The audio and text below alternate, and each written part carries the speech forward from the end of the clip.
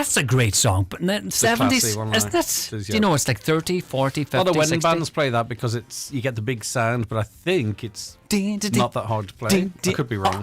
Excuse me? No, what do you mean it's not hard to play? All that bass in there and that guitar. You wanted to be a drummer, did didn't the you? brothers ever play that? And my brother can play all them licks on the Really? guitar before you came along and all of that kind of stuff. Well done on Sunday, by the way. Sunday, what a day that was. You just had a blast. I would love to have been down there for the crack. I could have dressed up as Goofy. Well, we didn't need anyone dressing up because Goofy was actually there. Oh, the real Goofy? Yeah, and Minnie and right. the other one. There was some bit of bacon doing. You must have been busy. No. What did you do? I just milled around the place. That was fantastic. Actually, she was like this. Hair and blow dry there now, please. Well, she and 3 others were flat out the whole day. It was lovely. People What time did it kick off? About 10. 10 o'clock. And it ran till about 4:30, and got all set, dusted down. You must have been tired. You must have been kilted because you took off yesterday. Right. Well, sure, you predicted it. You planted the seed in my mind then. But it's Aisling did this, not me. We were at something like 5-9 something or other, and someone messaged there this morning or late last night. $6,000. And rounded it up to the 6. So magic. That was great for one day, wasn't it? I know there's a lot of work. There's more than one day in it, but the build up to it and that. But yeah, well, $6,000. We've been working on it for a couple of weeks now. But no, it was great, and it was a lovely day as well. Yeah. That's great. And there's loads of prizes and draws. There's lovely comments in yesterday from the families saying well done to you and stuff. You know. Well, listen, it's as much about letting them know that we're thinking on them as well. Yeah, and every little bit's helped, doesn't it? Of course, yeah, as it's we fantastic. Yeah, it was good. So what's on the show today? Big stuff? You never say, you know, when I ask you that. No, well, we've community Garda information's on. That's big stuff. Yeah, the big stuff. And what do you call it? Is it Grania that comes in? Garda Grania, is it? There's a few of them coming, different ones. Grania's the regular. Yeah. But also to Lee, of course, we're going to be talking about the reduction in fuel prices. So will we be driving around in the light on to well, that's where I'm at the moment. Yeah, there'd be, do you know? And I just filled up the other day. This is right. I should have held back. No, because it could take some time for it to filter. Why through. does it take? Sure, it doesn't take no time for them to jack it up, and it takes them time to jack it down. Because they pay the tax on what they just sell, but they may well have already paid the tax on what's in there. No. Do you get where I'm coming from? Right. Depends. So you might be driving around the yellow light for a long time then? Any new orders should be at the lower price, but if people have their tanks filled yesterday, they have to empty those at the higher price. And do you think it's going to knock much off the price of oil? 20 cents. But what about the oil tank? But the 20 cents already gone up. The 20 cents already kind of, if you've noticed, a lot of places have went to 205 to 225. Very quick. 210 to 230. So this 20 cent that it's we could save. Well, it's a saving, but it's like but you're still paying a higher premium. It's only saving on prices that apparently just seem to have gone up in the last day or two. Right. Are we going to see much difference in the home heat? I don't know. I haven't really checked into that. Right, okay. Lee, thanks very much. God bless you, Sunshine. Look after yourself. All right, Lee Gooch back with you again tomorrow morning, bright and bushy-tailed as always at 6:30. But at 9:01, let's get a news update, and it's over to Donna Marie Doherty. Thanks, Greg. Good morning. The city of Derry is in mourning following the death of Amy Doherty, a mother of 2. A book of condolence has been opened at the Guildhall from 9 o'clock this morning and can also be signed online. She was found injured at a house on Saturday and later died in hospital. A man's been arrested on suspicion of her murder. Mayor Rory Hughes offered his condolences and highlighted the importance of the community coming together in support of Amy's family. The price at the pumps for petrol and diesel will come down from midnight. Cabinet meets this morning to sign off on a plan to cut the cost by 17 cents a litre for petrol and 22 cents for diesel until May. It's to address the price hikes for energy since the conflict in the Middle East. Measures will also be outlined later for hauliers and bus companies, while there'll be a relief announced for people on the fuel allowance. Minister Neil Richmond says the government is doing more than most other EU countries. What we are actually doing is addressing the very real costs caused by an energy crisis caused by the war in the Middle East in a manner that I would say is perhaps more ambitious than many other European countries. The trial of a man accused of killing his grandfather in Gweedore continues today. Derek Mulligan, aged 39, from Carrickcoyle, has pleaded not guilty by reason of insanity. His lawyers told the court he's long struggled with mental health issues and was a victim of childhood sexual abuse. He's charged with murdering his 78-year-old grandfather, Derek Burns, at their home on December 19th in 2023. Psychiatrists for both the defence and state agree that he was suffering from a mental disorder at the time of the alleged offence. Government election promises concerning children remain a pipe dream with little progress being made. The Children's Right Alliance has given the coalition an average D grade when it comes to housing, homelessness, education, welfare and mental health. However, its annual report card, which looks at key commitments made, also showed some positive progress in cooperation between state agencies working on child protection and a better protection for children online. Police investigating an incident in the Limavady area on Sunday have charged a second man. The 27-year-old faces multiple offences, including assault on police, resisting arrest, attempted grievous bodily harm, disorderly behaviour and theft. He's due to appear before Limavady Magistrates Court today. All charges will be reviewed by the Public Prosecution Service.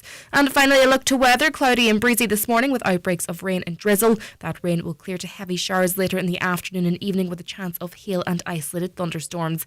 That's with highest temperatures of 9 to 11 degrees. That's all for now from the newsroom. Back with more at 10 o'clock.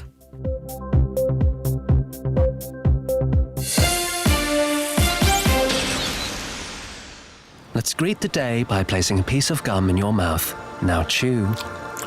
You're standing in a vast desert. The air is minty. Chew. In the distance, the day arrives. Chew. You say, "Hello, day, we meet again." Chew. You shake hands. Chew. The day has a strong grip. Chew. But yours is stronger. Extra gum. Chew good. The Talk of the Northwest, the Greg Hughes Show on Highland Radio. Hello and a very good morning. You're very welcome along to the programme. It is Tuesday the 24th of March 2026 and we do have a very busy show for you between now and 11 o'clock. Lots coming up. We want you involved in the conversation throughout, of course. Let me remind you of the contact details. Your WhatsApps and texts come into us on 086 60 25,000, 086 60 25,000. You can give us a call on 074 91 25,000 or email comments at highlandradio.com. Yes, as we were mentioning just before the news there, prices at the pump are to be cut, but as I was also saying to Lee, the amount that they're likely to be cut by seems to have gone on in the last day or two. So what are we going to have them reset to? Sunday, Saturday? Do you know what I mean? It's not going to come under €2 a litre for diesel in any case, it looks like. But anyway, let's read on. We'll start with the Irish Daily Mail this morning as we go through the newspapers, as we do every morning.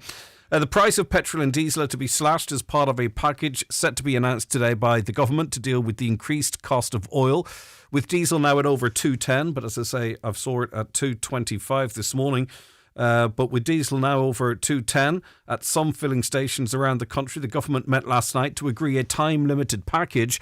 Government sources were keen to stress the limited nature of the package, which is expected to cost around €240 million, but acknowledged that they had to move on the matter despite Donald Trump announcing a 5-day pause on attacks in Iran yesterday. A tax rebate scheme for hauliers, a reduction in excise duty to cut fuel prices, and a reduction to zero of the National Oil Reserve Agency, that's NORA levy, were all agreed by coalition leaders.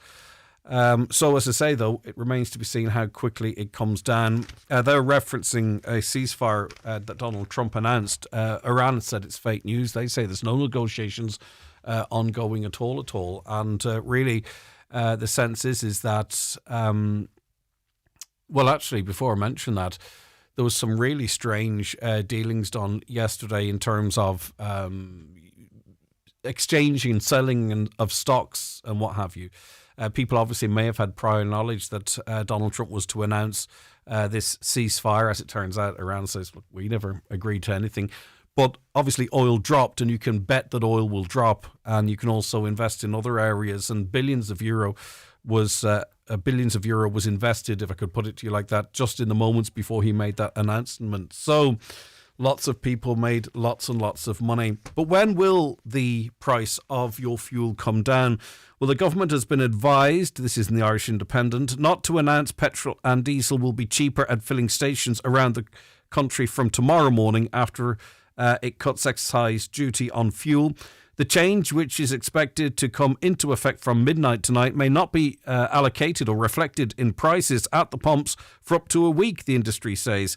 While big petrol stations with a high throughput of fuel could pass on the price change within hours, smaller stations that receive deliveries less frequently could take several days. Kevin McPartland, Chief Executive of Fuels for Ireland, a representative body for firms that import and distribute oil products, says he's advised the government not to promote that fuel prices will go down at midnight, which is pretty much what I said to Lee there. It just depends on when they refuel the big tanks that they have. And just staying with the cost of the war in the Middle East, it's not just petrol and diesel and home heating oil. The war in the Middle East could add $700 a year to the average grocery bill. Grocery prices are set to soar by up to 10% due to the war in the Middle East. Retail expert Damien O'Reilly said this would see families having to spend up to €700 more a year to feed themselves. Mr. O'Reilly, a senior lecturer in retail management at TU Dublin, said higher oil prices feed into higher grocery prices with a lag of a few months, because obviously these materials are so critical in the production of all manner of things that contribute to food production as a whole. Right, okay. Anything to say in relation to that? Maybe you could give us an idea of what the fuel prices are around the country today, or around the county, should I say. What petrol and diesel prices are you seeing or have you seen on your journeys? Let us know, and we can kind of then track how long it takes for them to come down the 20 cent, which seems to be the figure that's being bandied around. Well, getting on the road, this story comes and it goes and it comes and it goes. So remember the last time we were talking about average driving test wait times, and the government was promising to do this, that and that to bring them down. Well, unfortunately, the average driving test wait rises to 12 weeks. The story's actually worse in Donegal, and I'll get to that in a moment. Learner drivers in Dunleera, County Dublin, are waiting 21 weeks for a driving test, the longest waiting time in the States and more than twice the 10-week national target. So keep that in mind. The national target is 10 weeks. The average waiting time to be called for a test nationally has risen from 10 to 12 weeks since the target was reached last September. The latest data shows there were 5,356 people waiting for tests in Dunleera last month, which local Fine Gael TD Barry Ward described as an extraordinary number. Since January 2025, it's never been lower than 4,500 people waiting for tests, he said. So what is the situation in Donegal? So this is when you've jumped through all the hoops and you are invited to book a test. Well, in Buncrana, in Ashown, it is 15 weeks, which for a long time kind of had a longer waiting time than the rest of Donegal, but it's at 15 weeks, so it's it's 3 weeks above the national time. Letterkenny, 16 weeks. So once you're invited for a test, you'd be waiting 4 months to sit that test. And that means also long waiting times for retests as well, if you happened to fail. And in Donegal town, 18 weeks. That's how long you'd have to wait now. So that's a long, long time, isn't it? That's 4.5 months in Donegal town, 4 months in Letterkenny, and just slightly better in Inishowen, 15 weeks out of the Buncrana office. So all three offices in Donegal far and above the 12-week average, and far and above, and in Donegal town's situation, almost double the national target. So it always seems to affect us worse up here for some reason or other. A big week for football, soccer, of course. Ireland in the playoffs for the World Cup later this year. And tickets for the biggest Ireland game in a decade were last night being advertised online for an eye-watering €83,505. Is that for real? I don't know. I mean, obviously the paper has seen them for that price, but it doesn't make any sense. And when taxes and fees were added in, the total bill for two soars to 238,000. In fact, almost 239,000. Fan fever is building as Chechia host the boys in green at the Potonia Arena in Prague the Fortuna Arena in Prague in a Crunch World Cup playoff semi-final match this Thursday. If Ireland can triumph, they will be rewarded with a home final in Dublin next Tuesday against the winners of Denmark and North Macedonia. So there's still 2 games to go before we know where we're at, and that's best case. There could be one game and we'll know we're not going. But apparently tickets, 239,000 for 2 tickets. I mean, no one's that rich to spend that, are they? And finally, I was listening to Lee's show this morning. He played Chapel Roan, which of course he does regularly, and why wouldn't he? She's a hugely popular singer, but she's in a controversial scenario at the moment. Irish singer Catherine Harding has said a security guard berated her and her daughter after an encounter with US singer Chapel Roan. Harding's husband, ex-Chelsea footballer Jorginho, 34, criticised Roan on Instagram on Saturday after he said her security spoke in an extremely aggressive manner to his wife and daughter when they saw the pop star at a hotel in Sao Paulo, Brazil. Jorginho, is that how you pronounce his name? I'm not familiar with this guy at all, who now plays for Flamengo in Rio de Janeiro, said that the incident made his 11-year-old cry and left her extremely shaken. So, I mean, it's not Chapel Roan herself, but I think you have to remember the people that got you famous in the first place, because that star doesn't shine forever. And you'll be glad of people coming up to you at some point or other into the future. Rightio, that was a run through what is making the headlines on the front of inside some of the papers today. Anything you wish to say in relation to that, or maybe there's other topics that you wish to raise with us, here are the contact details. The Greg Hughes Show on Highland Radio. Text WhatsApp 086 60 25000. Call 074 91 25000 or email comments at highlandradio.com. Newspapers are kindly supplied by Cosgrove Centra, Mountaintop Letterkenny. Now with the new look Mountaintop Diner. Who's watching your home while you're asleep, at work, or on holiday? With the Sheridan Security Alarm System, you can be assured of round-the-clock monitoring. Our central monitoring station is on duty 24 hours a day, 365 days a year, monitoring homes and businesses in the northwest for intruder, fire, panic, and medical signals, giving you the peace of mind you deserve.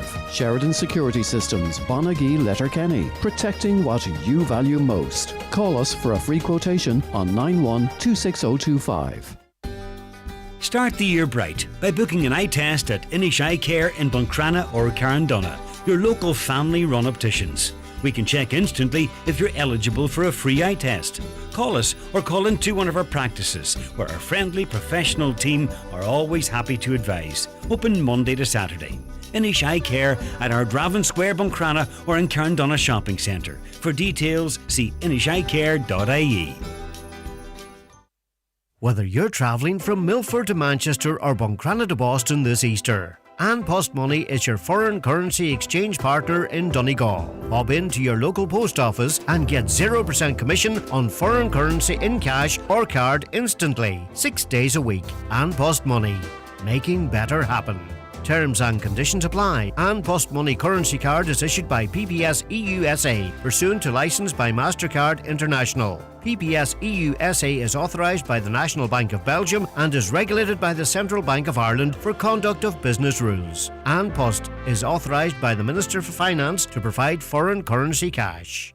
Granny, did you hear what I said? If you've been saying, "What was that?" a bit more lately, it might be time to have your hearing checked. At Connect Hearing, we don't just fit hearing aids, we help you hear life again. From tiny in-the-ear styles to Bluetooth connected devices, we fit the best solution for you. Call 074 911 3296. Connect Hearing, connecting you to life. Highland Radio Time Checks brought to you by EirGrid, the operator and developer of Ireland's electricity grid. EirGrid, powering up communities, powering up Ireland. The time is...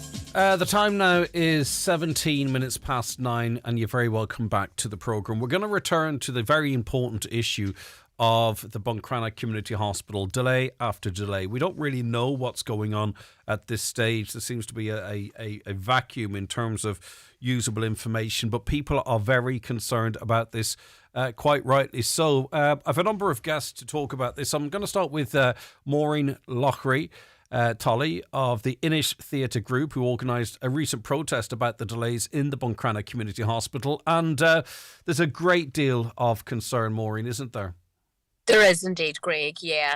I was approached last week by Tracy Murphy, and Tracy has been lobbying now since last year. Her mum was one of the parents that was in availing of the respite in the Buncrana nursing unit, and Tracy just said to me, will you help me, because I feel like I'm coming up against a brick wall, and I'm not just here from the capacity of Inish Theatre. My own mum is also a resident in the Buncrana nursing unit. Now, she is one of the acute patients, so she has stayed there, but they've been moved down to the Ash ward.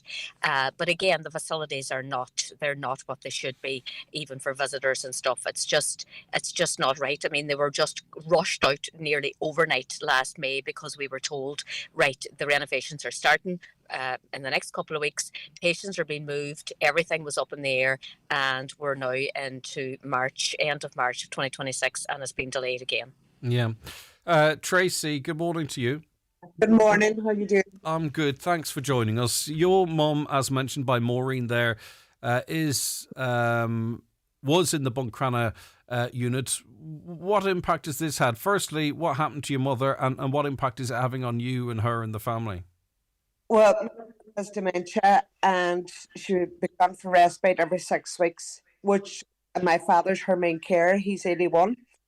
So when my mother was down in the nursery, it was great. My father could walk down, good day, take her outside and different stuff. But now Mammy has been moved. Now, we are fortunate that she was being moved to the Nazareth house. It's not that far away. But Daddy has to drive, like he's 81. He's to drive now to see her.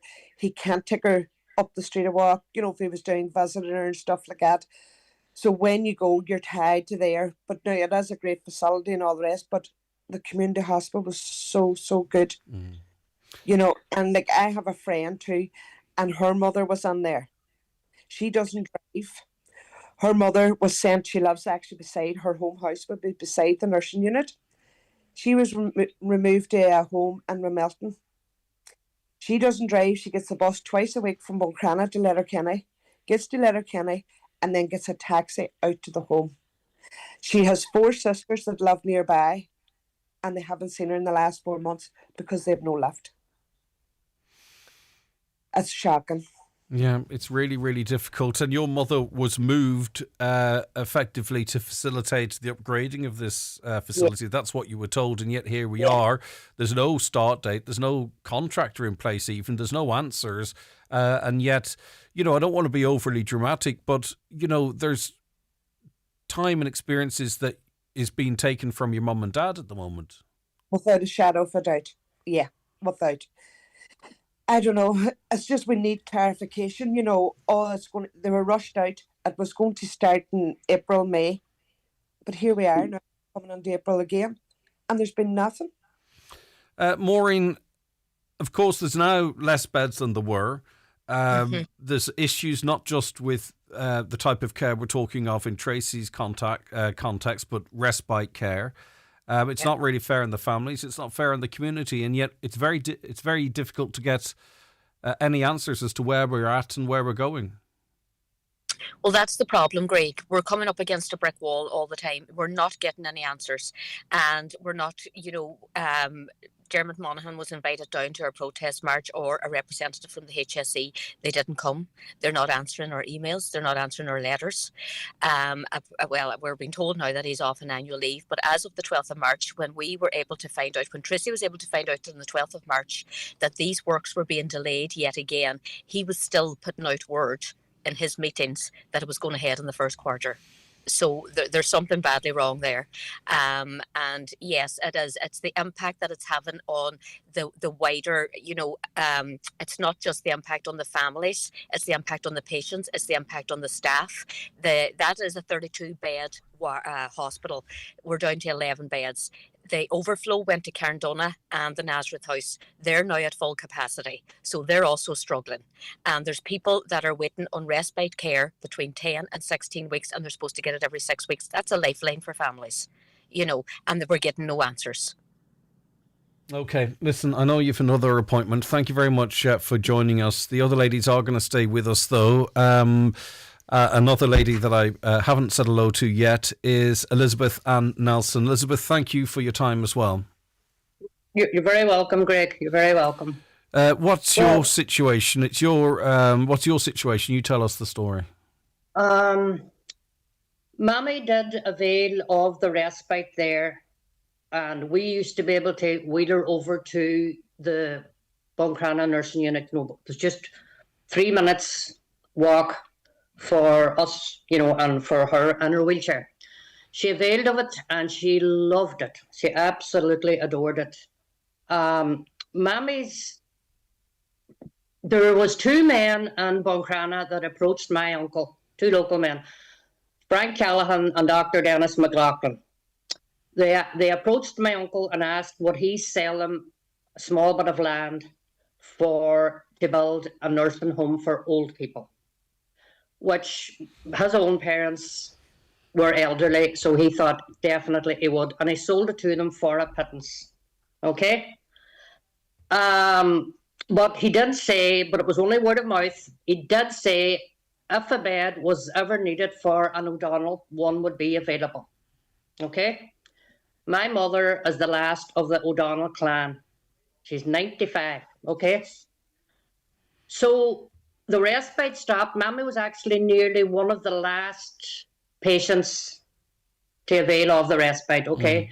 And as Maureen said, she was almost rushed out because the other long-term patients were moving down to the Ash ward. That was grand. We waited long and hard on respite for Mammy. Okay, Greg, and we did get it in Cairn, but it was every 12 weeks. There was just myself and my sister were caring for Mammy. And that took its toll, like every 12 weeks just is not good enough. Mammy also helped open up that nursing unit because Frank Callahan and Dr. Dennis approached her and says, will you please go down and help us open up, invite any old people that you knew. So she did do. So both Mammy and a lady called Mrs. Maggie McHugh and Mrs. Brady Doherty and other local women rode in behind her, and they got it opened. Now it's open now. It's open now almost over 40 years. Mammy used to go over and visit the old people who were actually younger than her. Okay, she would over to visit them because they didn't have any visitors. She also did the garden for over 25 years. Mammy's health deteriorated. At this stage, she was 94, and she had to go into the hospital because she had a slight stroke. Down to Letterkenny. Up to Letterkenny. Now we thought that journey was terrible on her. Okay, 94 years of age. We were told up there that she couldn't come home, that she had to go into a home. I tried to get her onto the nursing unit. There was no room. Now, they're running with 11 patients and a full staff. God love the girls. I don't know how they do it. I tried Carndonna. Now, every nursing home has a waiting list. Okay, Mammy was away down the list in Cairn and further down the list for the nursing unit. Beach Hill, Hicwa had them closed for the best part of 6 months, to tell you the truth.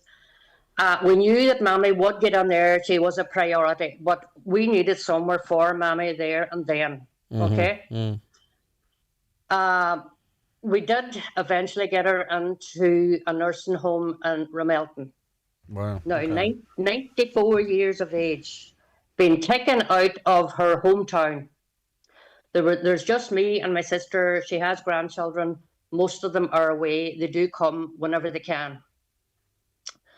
But now, 95 years of age, the only person she saw was myself and my sister. And there is another lady up in Ramelton from Buncrana, and our family, every time they went in to visit their mammy, they visited my mammy. But it must have felt like a lifetime between visits, waiting on you or your sister to land down.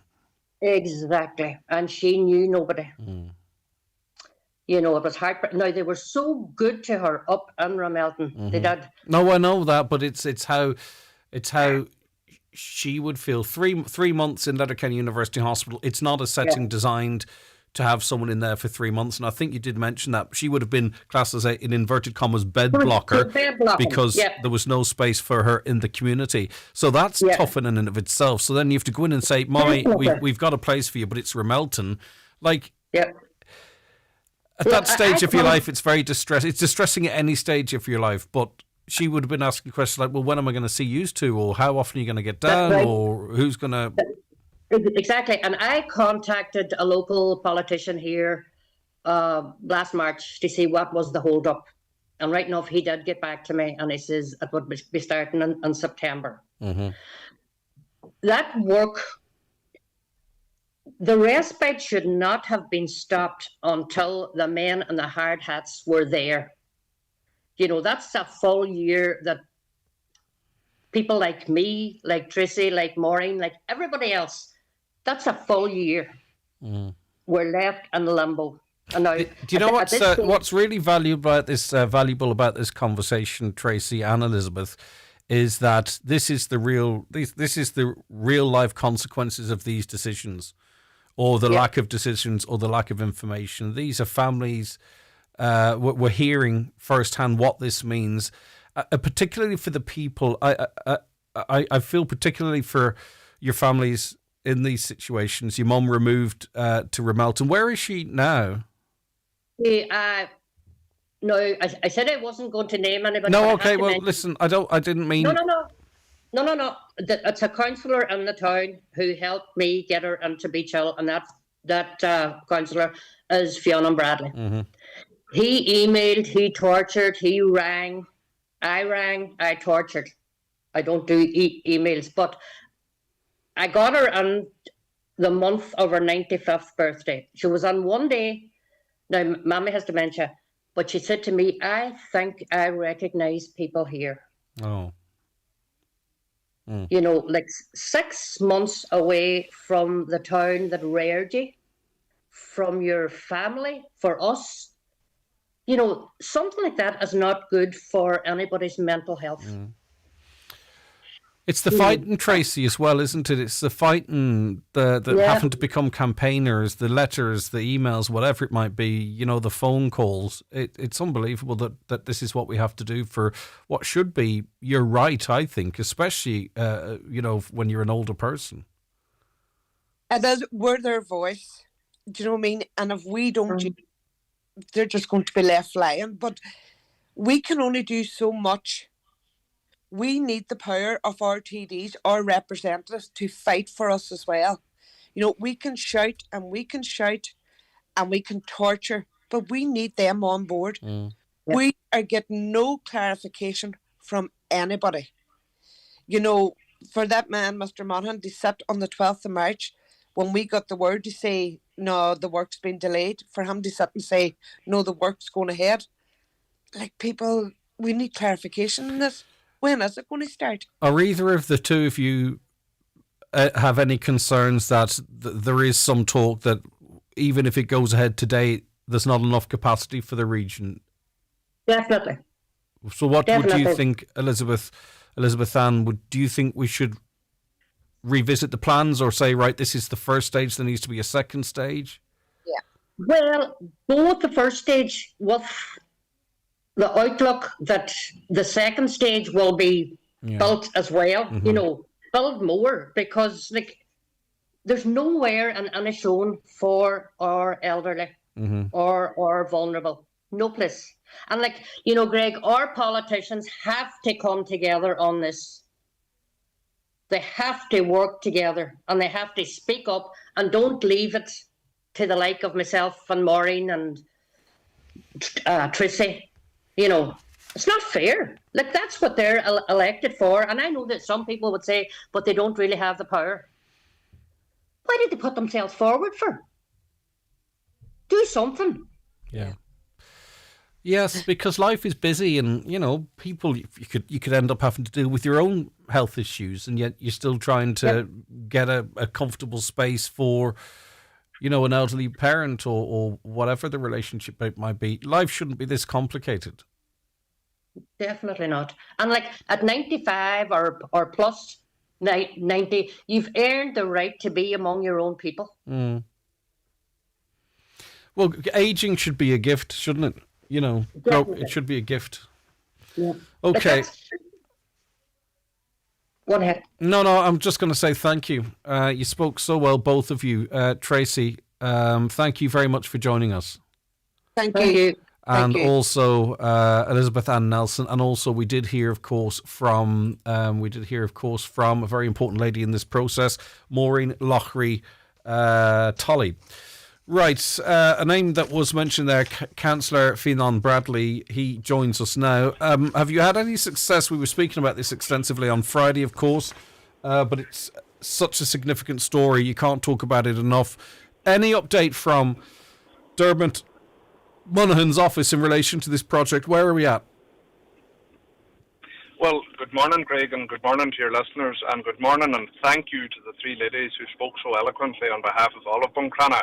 On Friday afternoon, Craig, after I was in your show, I received an email from Dermot Monaghan's office informing me that he was on annual leave and that he would be back this week, and at that stage his office would revert back to me to arrange a meeting with ourselves to drive this project on. Now, I should say that I had to send 2 emails last week. We had the protest on the Saturday, and first thing on Monday morning, I sent an email to Mr. Monaghan to which I received no reply, and I had to send a second email on Thursday before I got a reply telling me that he was on annual leave. So even that isn't acceptable.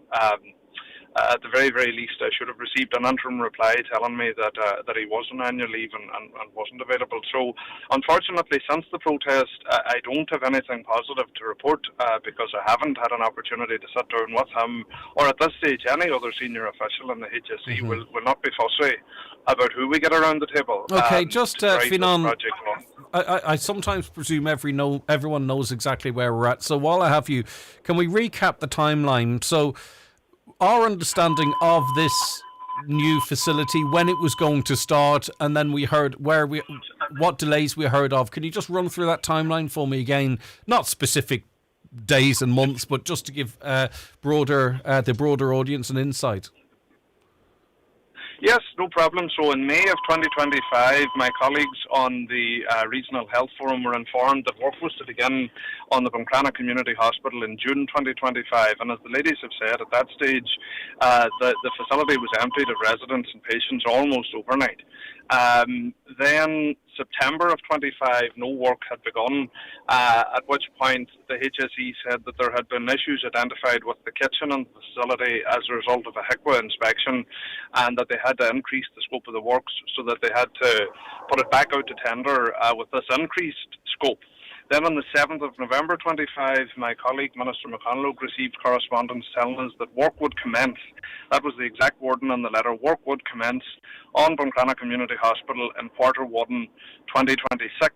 And from very early in January, I had been engaging with the HSE, and they were consistently using that line that work was to commence, work was to commence. And then fast forward to the 11th of March this year, 26, almost the end of Q1, and we got the letter telling us that we're now at stage 1 of pre-tender approval, and that the work would be tendered and would now commence in Q3 of 2026. And that's the most recent update we have in relation to... Was a tender ever awarded? And if so, who pulled out, or what happened to that?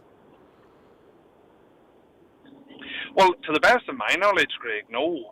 But that's what I want clarity on. I can't understand why the HSE could tell us as public representatives that work would commence in Q1, and then they wouldn't answer questions about the tender, the date the tender had been released, who the tender had been awarded to. We haven't been able to get answers to any of those pertinent questions. So I have no proof that a tender was ever awarded, even though I have tried to get confirmation of that. It'd be bizarre to announce a commencement date or even a commencement period without having a contractor in place. No question about it. And I mean, Greg, this has been a sorry saga going back to 2019 now, when planning permission was initially approved. We had a 5-year period where absolutely nothing was done. I know we had COVID, but 2024, the planning had to be reapplied for, and it was actually rejected. And then it had to be reapplied for a second time, and I think it was September of 24, the planning was then granted for a second time for the facility. So I know the frustration is coming because of the delays since May of 25, but really and truthfully, this has been rumbling on since the beginning of 2019. And not a thing has been done. Not one single thing has been done in that time. Okay, a lot of answers, a lot of questions, and a lot of answers needed.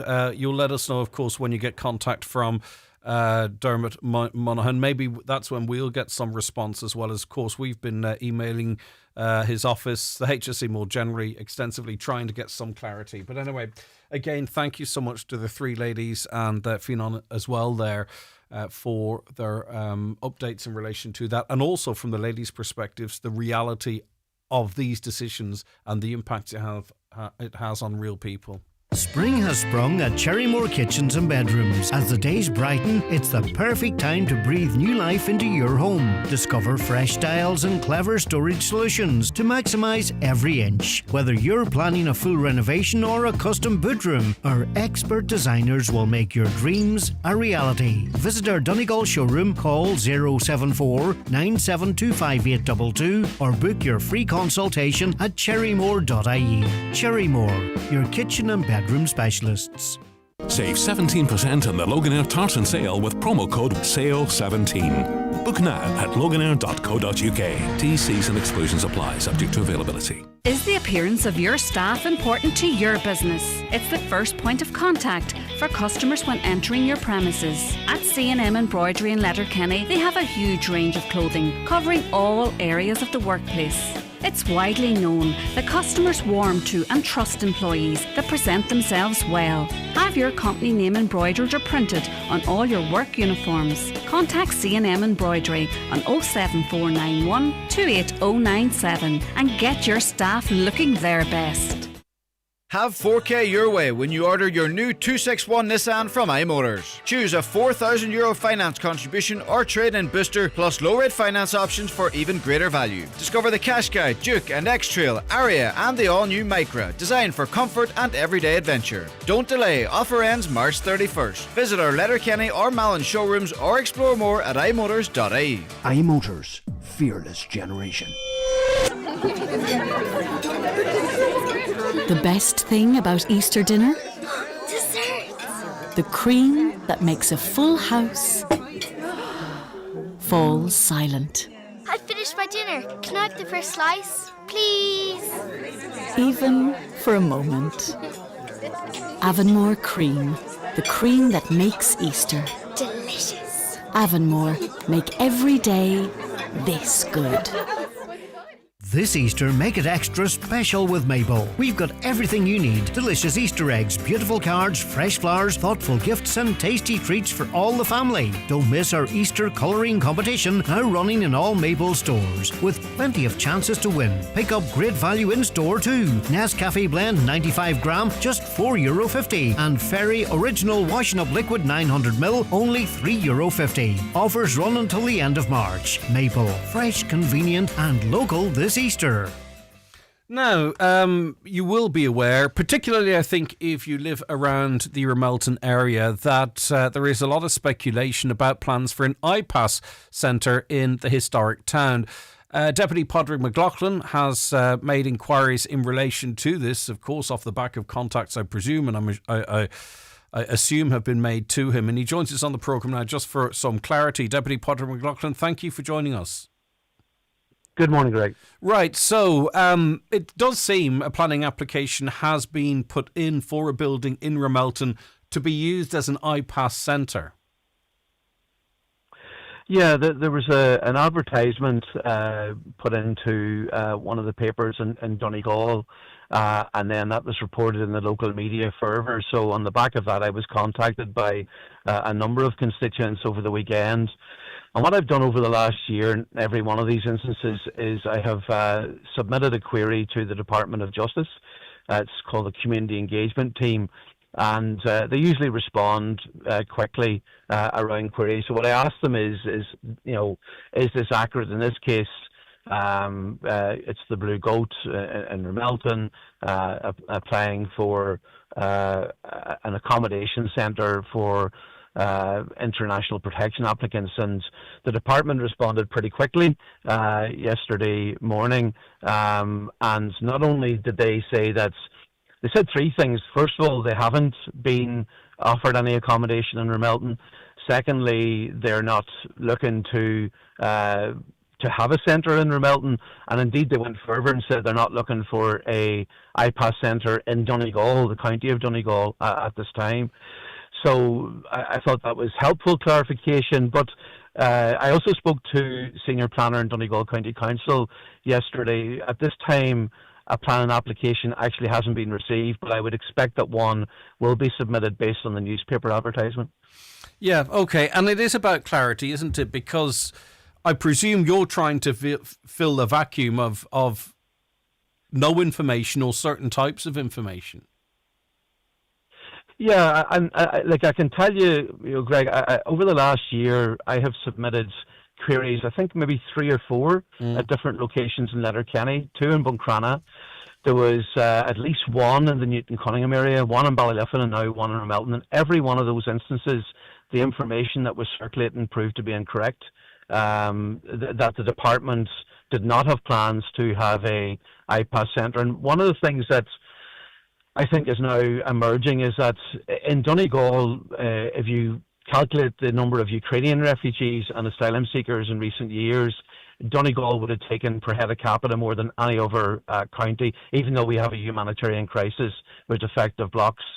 And we have said again and again that is an unfair burden on Donegal, but also communities were not treated with respect, and it also wasn't fair to asylum seekers. Like asylum seekers, we've been put into situations where where there was tensions in the community, where the welcome wasn't what they would have hoped for. So the whole thing was wrong from every perspective. But it's clear to me over the last year now that the government haven't advanced any more IPAS centres, and I would hope that's going to be the case too in Ramelton. Now, one other thing before I let you go, because we were speaking to you on Friday and fuel prices came into the conversation as well. I'm looking at papers in front of me here from the eyes and ears around the county, fuel stations, diesel going up effectively 20 cent either this morning or overnight. I'm not saying there's anything dodgy going on, but it looks like if the government does announce a 20 cent per litre reduction in petrol and diesel, that actually all it will do is mean the price of those products falls back to the price people were paying yesterday, rather than something close to maybe what we might have been paying 2 months ago. I suppose much of this, is it outside of the government's control? What's your reaction to that? I know some of that information is anecdotal, but I'm getting pictures showing the 20 cent, 19, 21 cent difference between yesterday evening and this morning. Yeah, it's a huge increase. I think it's approaching 50 cents increase in a lot of stations. Now, speaking to the people who run the petrol stations in Donegal, I spoke to quite a few of them. They're insisting that they're price takers, so they're having to. And indeed, a number of them would argue that they're actually making less money now than they were 3 weeks ago when prices were 50 cents cheaper at the pump. The problem is these wholesalers and these huge oil companies, that's where governments seem to be unable to confront the profiteering that's going on. And, government have taken an initiative. My initial concern would be around they're going to increase the carbon tax now in May. The home heating oil doesn't seem to be a solution. It's just they've taken weeks to get to this point. People have been under serious pressure. It's been a real slow burner. They've got to 40, 50 million every week in additional taxes based on these increases. So they're already, 120, 130 million that they've gained from this. So, but just in relation to the wholesalers there, and you're quite right. These petrol and diesel stations often make 6 or 7 cent a litre less with high volume sales. But is it a coincidence? Are the wholesalers tracking what's happening globally, and this 20 cent that's gone on in some stations the last day or two since, I suppose, news emerged that an announcement from government was coming on Tuesday? Is it do you believe they're following sort of the international crude oil prices, or is there a need to investigate exactly why this jump of this amount is happening at this time? Definitely. I mean, there is somebody making a huge amount of money out there, and obviously it's within these huge energy companies, these wholesalers. It's certainly not the local petrol stations. I know that from talking to enough of them at this stage. I mean, it's not in their interest to have petrol and diesel, and they're telling me that their own staff are.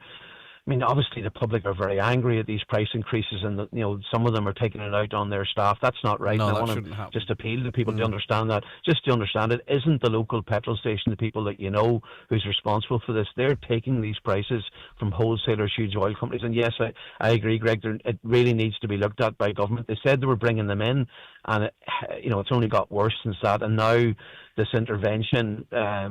Obviously most people are telling me, I've been contacted by a good few people this morning already, text and WhatsApp messages saying, for God's sake, it's increased by 50 cents and this is only a 20 cent reduction, and people are watching it going up all the time. So it certainly is going to be a very, very, very big challenge in the weeks ahead. Very worrying. Okay, thank you very much indeed. That's Sinn Féin Chief Whip and spokesperson on Fisheries and the Marine, Deputy Padraig McLaughlin there.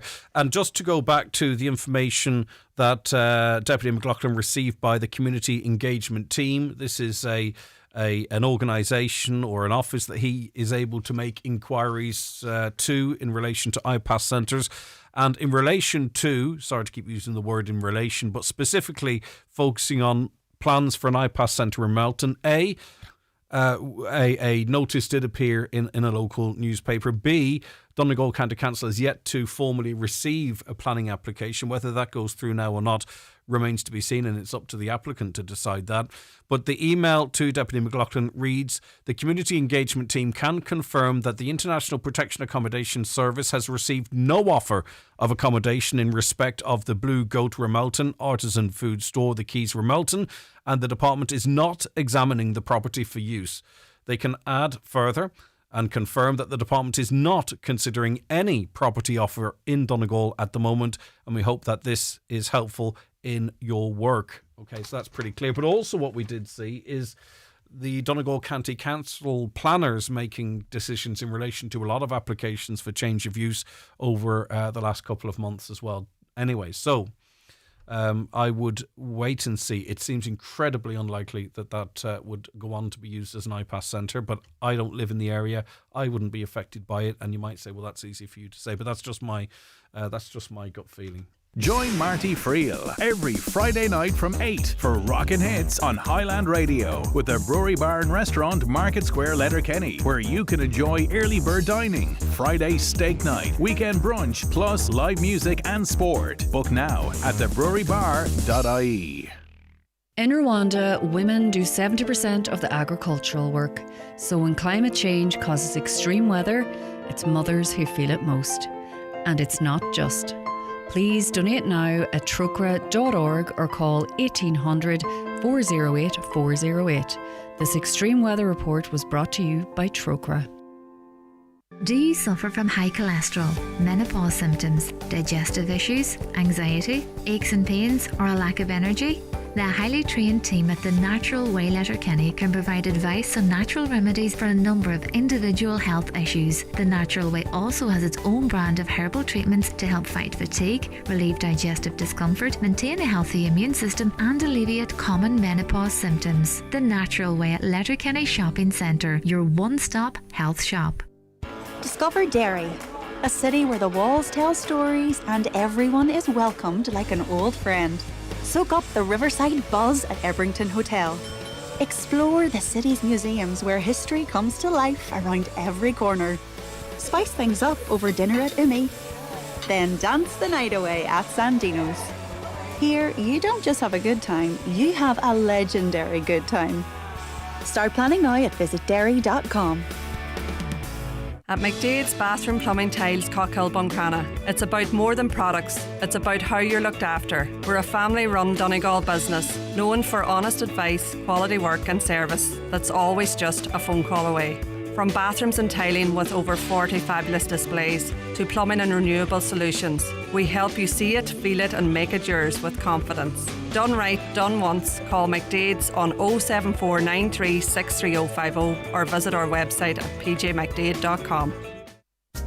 Highland Radio weather updates with McElhinney's. Find the perfect outfit for any event this season with our extensive collection of occasion wear for women and suiting for men. Explore more in-store or shop online at mcelhinneys.com.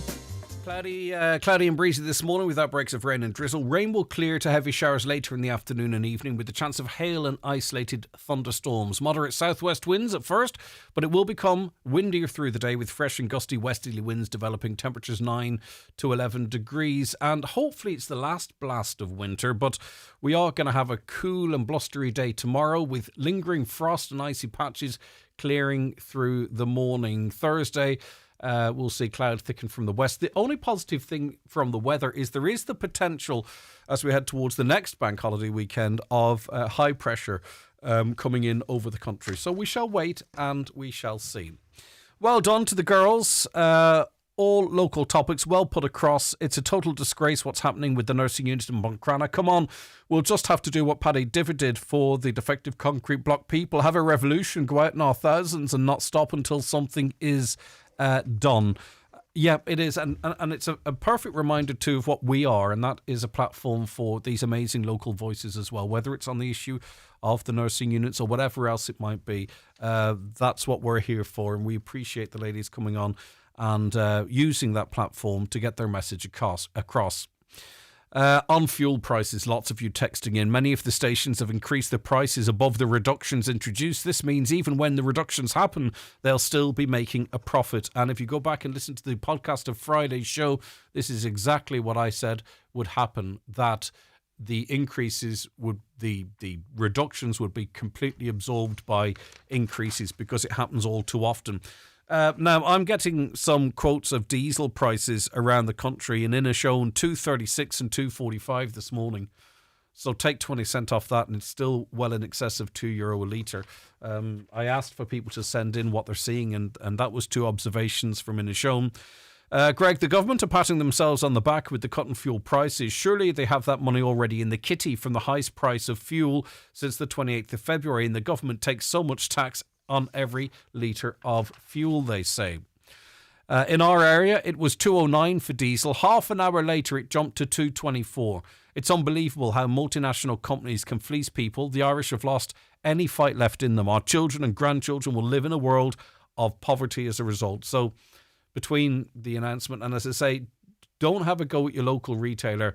They are price takers, as Deputy McLaughlin has said. I've spoken to many of them as well. The amount they make on petrol and diesel is not huge. And it's the wholesalers that are saying, right, your tank is now such and such. And they have to obviously break that down and charge it per litre. But in this one area, jumped from 2.09 to 2.24 in the space of half an hour. The government are as low as a snake's belly, says this listener. 22 cents on diesel. This is an insult to the people of Ireland. They are as bad as the government that are at war. Only this government is putting war on its own people. Good morning, Greg. Thank you for explaining about the fuel prices not necessarily coming down tomorrow morning, as I work at a filling station and not looking forward to the abuse I will get tomorrow. Let me just reiterate that, by the way. If a fuel company just happened to fill their tanks today, they're doing it at the old rate of tax, and that is the price at which they have to sell it until those supplies are exhausted and they get a new consignment in. Some of the busy stations, they're getting it every 2 or 3 days. So that more expensive petrol and diesel has to go through the pumps into cars, and when they restock, that is when. Now, some will restock tonight or very early in the morning, and you'll see the reduction then, but others not. One place in Letterkenny, it's well known for being cheaper than most. 2.09 yesterday, this morning, 2.25 for diesel. The price gone up before it comes down, they say, but we're being told this is wholesalers that are doing this. The same thing happened last time at the war in Ukraine. Support measures went into place, but the day before they kicked in, prices went up so the measures were effectively useless. Another, I drive 4 hours a day to and from work. Where's the measures to help the cost on me? I wouldn't like to be in that situation, because this is a big chunk of whatever you might make in a week.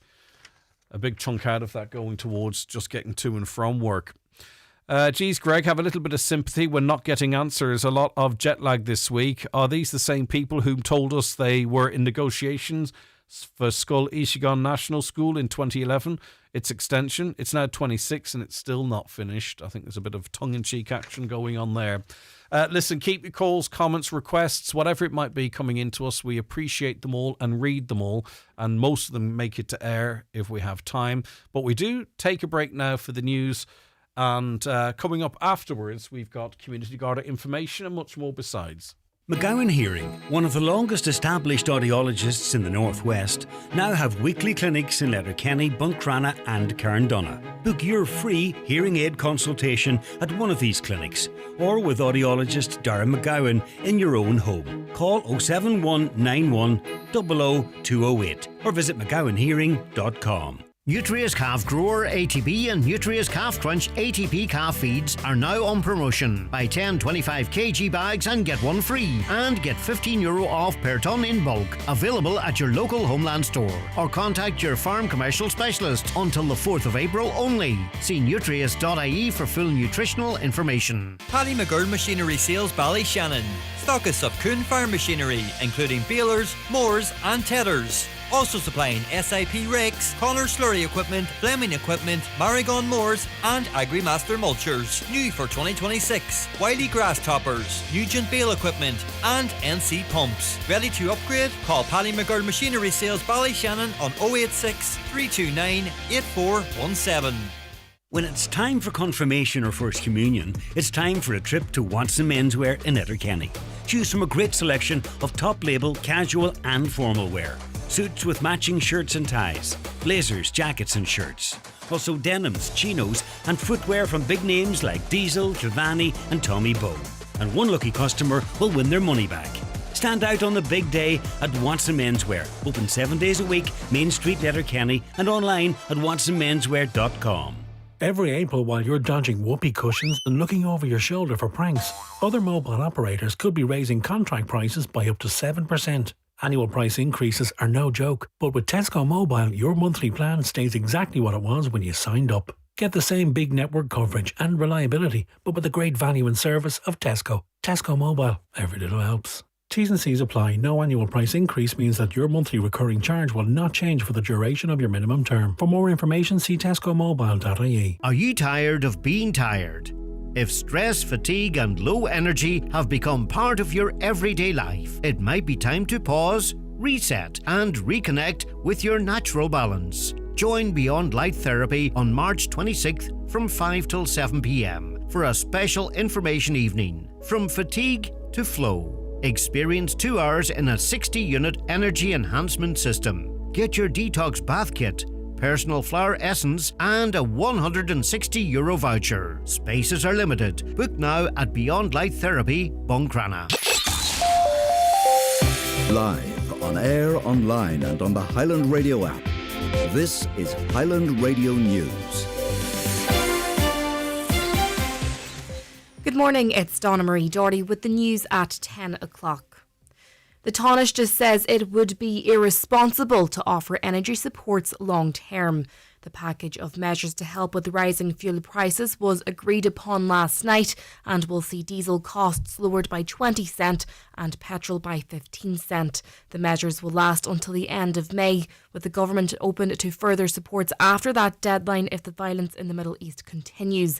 Finance Minister Simon Harris says the situation is too volatile for long-term measures. Is to recognise that Mystic Meg and her descendants can't predict where the world's economy is going to be at the end of May. Like, look at the volatility yesterday alone. And the most irresponsible thing a government could do, and the worst thing we could do for the Irish people, is sign ourselves up to a load of measures that may actually end up being the wrong ones by the end of May. So it's not that we're ruling out further interventions, it's not that we're ruling out further measures. One person is dead after a fire at a house in County Offaly at the same address where a woman and child were killed last year. Emergency services were called to the scene at Castleview Park in Eaton Derry in the early hours of this morning. The blaze was put out and the body of an adult was found inside. The person has not yet been identified. Gardaí say they're investigating the circumstances of the fire and are appealing for anyone with information to come forward. Mary Holt and Tag Farrell were murdered in a firebomb attack at the house last December. Irish Times crime editor Conor Lally says this morning's fatal blaze could be linked to organised crime. Gardaí say at this stage they're awaiting a post-mortem examination on the remains of the person, who we believe is an adult, that was found inside the house in the early hours of the morning, and that the results of that post-mortem inquiry will determine the course of their investigation. But certainly there is a Garda inquiry into this at the moment, trying to find out the cause of the blaze, and obviously one line that they're exploring is whether it could be linked to organised crime in the same way that the fire at the end of last year was. Police are appealing for help in locating two missing people from Strabane and Derry. Nadine Ferrario was not being seen in the city since around 3 o'clock on Sunday afternoon. She may have been seen in Coleraine yesterday. When last seen, she was wearing a green coat and pyjama trousers. Authorities say they're increasingly concerned for her welfare. Separately, police in Strabane are concerned for Tomasz Jan-Zdzikiewicz, a local resident who's not been seen for several weeks and has not had any contact with his family. Anyone with information on the whereabouts of Nadine or Tomasz is asked to contact police immediately on 101. New rules are coming into effect which will give mortgage holders information on how to save their money with monthly repayments. The Central Bank's Consumer Protection Code has been updated in response to digital and online banking. It's hoped the changes will make it easier to switch mortgage provider, while insurance companies will no longer be allowed to automatically renew your policy. Central Bank of Ireland Colm Kincaid says mortgage customers will need to be told if there's a cheaper option available to them. So with effect from today, in the annual statement you get if you have a variable rate mortgage, or in the notification you get towards the end of a fixed rate on a fixed rate mortgage, your lender will have to provide you with a list of the options that they have that could save you money and an estimate of how much you could save each month and how much you could save each year by moving to that alternative. The trial of a man accused of killing his grandfather in Gweedore is continuing today. Derek Mulligan, 39, of Carrickcoyle, has pleaded not guilty by reason of insanity. His lawyers told the court he's long struggled with mental health issues and was a victim of childhood sexual abuse. He's charged with murdering his 78-year-old grandfather, Derek Burns, at their home on December 19th of 2023. Psychiatrists for both the defence and the state agree he was suffering from mental disorders at the time of the alleged offence. The city of Derry is in mourning following the death of Amy Doherty, a mother of two. A book of condolence has been opened at the Guildhall and it can be signed online. She was found injured at a house on Saturday and later died in hospital from her injuries. A man's been arrested on suspicion of her murder. Mayor Rory McHugh has offered his condolences and highlighted the importance of the community coming together in support of Amy's family.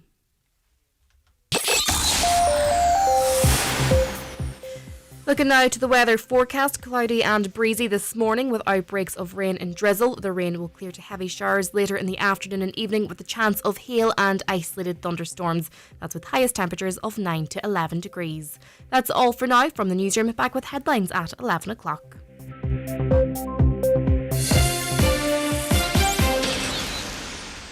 The obituary notices this Tuesday morning, March 24th. The death has taken place of Frances Call, Lunya Derry Beg, originally from Glasgow. Her remains will repose at her home in Lunya today from 2 o'clock to 8 o'clock and tomorrow from 1 o'clock to 8 o'clock. Rosaries nightly at 8 p.m. House private after the rosary and on the morning of the funeral. Funeral Mass will take place on Thursday at 11 a.m. in St Columkille's Church, Knockfalla. Interments afterwards in Maharagallen Cemetery. Funeral Mass can be viewed live on Kieran Rorty Funerals Director's Facebook page and on the church webcam via MCN Media. The death has occurred of Josie Harkin, Crehennan, Quigley's Point. Josie's remains will leave Kelly's funeral home today at 3 o'clock, going to the home of her son Declan and daughter-in-law Betty in Crehennan, Quigley's Point. Removal from there tomorrow evening at 6:30, going to St Columba's Church Drung for 7 o'clock reception prayers and to repose overnight.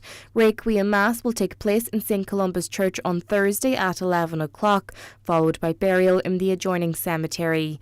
Requiem Mass can be viewed live on MCN Media. Family flowers only please. Donations in lieu if desired to Buncrana Nursing Unit, care of any family member or Blaine McCarran, Kelly's funeral directors.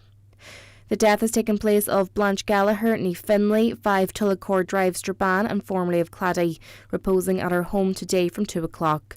Funeral leaving her home on Thursday at 12:20 for Requiem Mass in the Sacred Heart Church, Derry Road at 1 o'clock. Interment afterwards in the adjoining cemetery. Donations in lieu of flowers please to the Foyle Hospice, care of Quigley's funeral directors. Family time please from 10 p.m. to 11 a.m. and on the morning of the funeral. Requiem Mass can be viewed live on churchservices.tv. The death has taken place of Robert John Rob O'Brien, 116 Barley Fields, Kilmore. Rob will be reposing at his home today and tomorrow from 12 noon until 8 o'clock. Funeral from there on Thursday at 11:15 for 11:30 Requiem Mass in Star of the Sea Church, Vaughanville. Interment afterwards in the adjoining cemetery. Family flowers only please. Donations in lieu of flowers if wished to Foyle Hospice. The death has occurred of Bernadette Kelly, 6 Brewster's Close, Derry, formerly of Drummaville, Lackamy. Remains are reposing at her home, 6 Brewster's Close, Derry. Funeral from there tomorrow at 9:20 for 10 o'clock funeral mass in St Columba's Church, Long Tower, followed by private cremation in Lakelands Crematorium, Cavan. Funeral mass can be viewed live on the parish webcam. Family time from 10 o'clock tonight. Family flowers only please. Donations in lieu if desired to Alton McGalvin Hospital, care of any family member or Eamon McLaughlin, funeral director. The death has occurred of Gary Merritt, Drumbo Stranorler, reposing at his late residence today from 11 a.m. to 10 p.m. Funeral leaving from his home tomorrow at 10:20 for Requiem Mass at 11 o'clock in the Church of the Mary Immaculate, Stranorler. Interment in Castlefin Cemetery. Requiem Mass will be streamed live via the parish webcam. Family time on the morning of the funeral, please. For family information and more details regarding wakes and funerals, please go to highlandradio.com.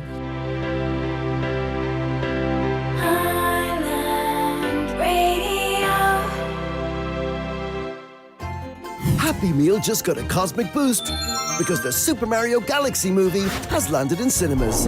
And Mario hasn't come alone. There's a whole galaxy for your little ones to discover. Some fun, some food. It's all inside this Happy Meal.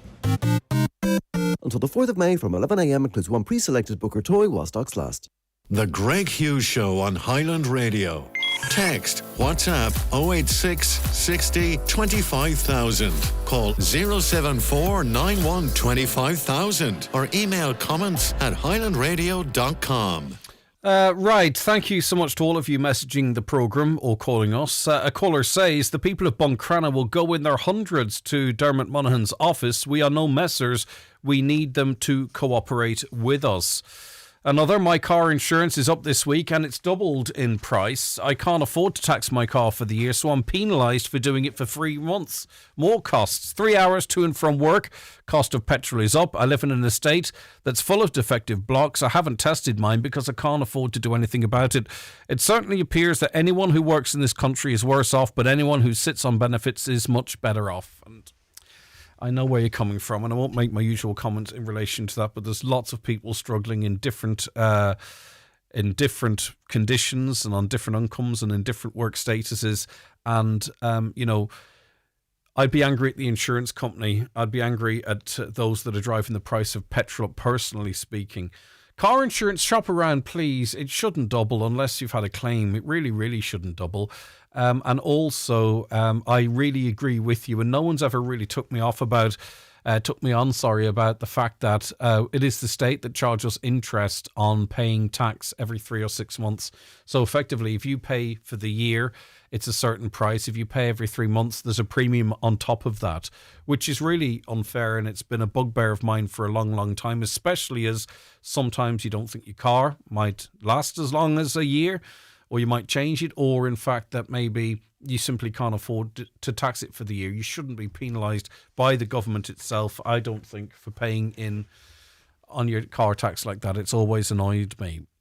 €2.40 in some places in Inishowen today. That must be for diesel. The government waited knowing that would happen. I don't know how tuned in they are to the prices. Boycott them, go to the north, 209 to 224 in our town, another 219 at a local station, and 2 minutes up the road it's 218. The thing about going to the north, that suits some people. Their tax regime is different. But for the majority of people listening to this programme, by the time you went to and from the north, anything you would have saved would have been burnt into the atmosphere, I'd imagine. Another on this, the recent announcement of fuel reduction is a complete joke and an insult to the Daily Punter. All the petrol stations did a preemptive strike by hiking from them already, hiking them from the already high 209 to 219, 220. So when the reduction comes into play, it's back to 209 and above again, a farcical at best. Again, the petrol stations are price takers, in fairness to them, and the anger maybe needs to go towards the wholesalers. Why is there such a lack of talk from our local representatives talking about the price of fuel? Apart from Pierce Doherty in Donegal, I haven't heard a single other representative say a thing. It's very unacceptable. Why are we electing these people? A caller says, I live in the Ballybofey area. Last Friday between 10 and 11 in a housing estate on the Donegal Road, there were 4 young men in a white van. They wanted to clean gutters, etc. They were suspicious and residents were concerned due to the rise in oil thefts. A young teenager answered the door. He reported it to Garda. He did not have the registration of the van. I want others to be aware of suspicious activity in the area. And I want to play a request for Barney McFadden, who's in Falcarra. A very happy 85th birthday to you, Barney, from all of your family. And we hope you have a wonderful day. Right, now, I'm joined on the programme by Frank Morning, who's an avid blood donor. Good morning to you, Frank. Good morning, Greg. And when you say avid, how many times you've donated blood now? Well, I'm actually I was on there last night, so I have 102 given now. That's amazing, so isn't it? I gave 100 there about the summertime last year, but I have 2 more given since. I was on last night there, so I'm at 102 now. And you first started giving blood just as you turned an adult at the age of 18. But it was a wee bit different back then, Frank. It was a bit different back then. They used to collect the blood at the community centre there in Letterkenny. And you'd get, whenever you donate there, you get a bottle of Guinness. If you wanted a Guinness, you could get a bottle of Guinness after you donated. You got tea and coffee and refreshments and stuff like that. But there was a bottle of Guinness there as well, so it might encourage some people to give it, all right. I never took the Guinness myself now because I don't drink, but it was there. There was a bottle of Guinness, but nowadays there's no Guinness available. No, I don't think so. And Frank, why do you think it's so important to give blood? As I say, for someone who's done it 102 times, you obviously, really see the benefit for others. Yeah, I'll tell you why I started giving it. My father used to get blood because he had a problem with his stomach and he had to get blood different times. So once I was 18, I decided I was going to go and give it. And there's some of my mates as well, and a couple of my brothers went as well. So we all went, and we look forward to it. Once you get started it, you kind of get into the run of it. You look forward to it. And I never missed it unless if you have a flu or a cold or something like that, you can't give it. Mm-hmm. But if I could at all, I always went to it, And some of my own family now goes, 3 of my own family there gives it now as well. And actually, my son Joseph, he was on with me last night, and he got a pin for his 10th, so he is 10 given. Oh, well done and to him. I think it's a very good thing. It's a very good thing to do because people never knows when somebody belonging to them or themselves needs blood. You know what I mean? They need blood for operations and for treatment of cancer and other things as well. So if people's not given the blood, there'll be no blood there for people to get. So somebody has to go in and give that blood. And they come around there, the blood transfusion service is actually in the Radisson Hotel this week. And when we started, it used to just come twice a year to the community centre.